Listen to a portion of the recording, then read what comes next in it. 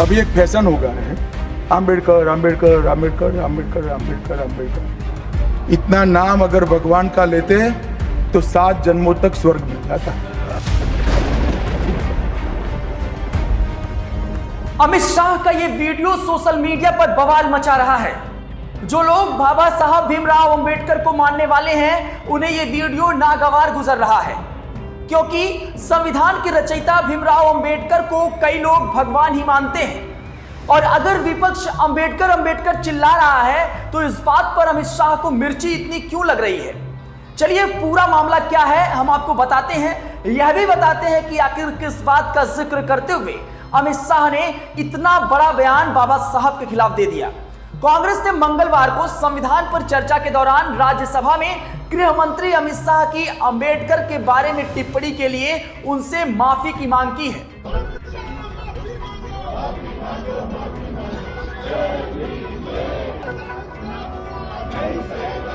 Now the way in which Amit Shah ji spoke about Ambedkar ji, not at all acceptable to this country. विपक्ष दल ने आरोप लगाया है कि यह टिप्पणी दर्शाती है कि भारतीय जनता पार्टी और राष्ट्रीय स्वयंसेवक संघ यानी आरएसएस के नेताओं में बी.आर. अंबेडकर के प्रति काफी नफरत है।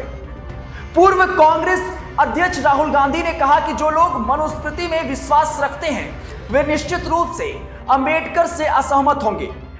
ये पहले ही कह रहे थे कि कॉन्स्टिट्यूशन को हम चेंज करेंगे, ये इसके खिलाफ हैं, अंबेडकर जी के खिलाफ हैं, उनकी विचारधारा के खिलाफ हैं। इनका पूरा का पूरा काम अंबेडकर जी ने जो किया और जो कॉन्स्टिट्यूशन है उसको खत्म करने का है। कांग्रेस महासचिव व संचार प्रभारी जयराम रमेश ने उच्च सदन में शाह के भाषण का एक वीडियो अंश साझा किया। शाह ने विपक्ष पर कटाक्ष करते हुए कहा कि अभी एक फैशन हो गया है अंबेडकर अंबेडकर। इतना नाम अगर भगवान का लेते तो 7 जन्मों तक स्वर्ग मिल जाता। अभी एक फैशन हो गया है, आम्बेडकर आम्बेडकर आम्बेडकर आम्बेडकर आम्बेडकर आम्बेडकर। इतना नाम अगर भगवान का लेते तो 7 जन्मों तक स्वर्ग मिल जाता। जयराम रमेश ने एक्स पर एक पोस्ट में कहा कि अमित शाह ने बहुत ही घृणित बात कही है। इससे पता चलता है कि भाजपा और आरएसएस के नेताओं में बाबा साहब अंबेडकर के लिए बहुत नफरत है। कांग्रेस नेता ने कहा कि नफरत इतनी है कि उन्हें उनके नाम से भी चिढ़ होती है।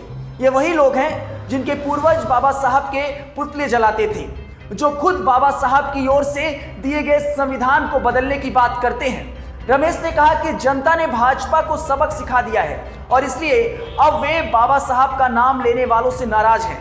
रमेश ने कहा कि शर्मनाक, अमित शाह को इसके लिए देश के सामने आकर माफी मांगनी चाहिए। कांग्रेस महासचिव और संगठन प्रभारी केशव वेणुगोपाल ने कहा कि शाह की टिप्पणी पर उन्होंने भी निशाना साधा। उन्होंने कहा कि गृह मंत्री अमित शाह, अगर आप नहीं जानते हैं तो बता दूं कि बाबा साहब भीमराव अंबेडकर भगवान के ही समान हैं।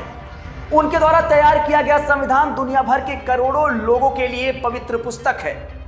डॉक्टर भीमराव के बारे में इतनी उपेक्षा से बोलने की आपकी हिम्मत कैसे हुई?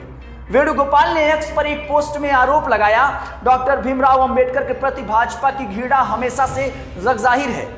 आज राज्यसभा में गृह मंत्री के निंदनीय बयान से यह पुष्टि होती है कि वे डॉक्टर भीमराव अंबेडकर से कितनी नफरत करते हैं।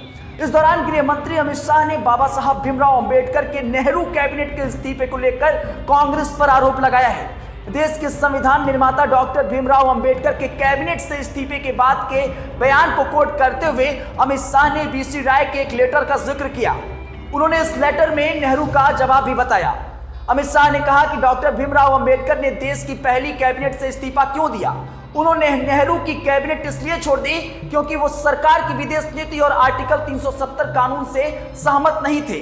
शाह ने कहा कि अंबेडकर के इस्तीफे पर नेहरू जी ने कहा था कि उनके जाने से कैबिनेट पर कोई असर नहीं पड़ेगा। वैसे अंबेडकर जी के बारे में शाह का ये बड़ा बयान किस ओर इशारा करता है? अपनी प्रतिक्रिया इस पर जरूर दीजिएगा। बने रहें जी आर खबर के साथ।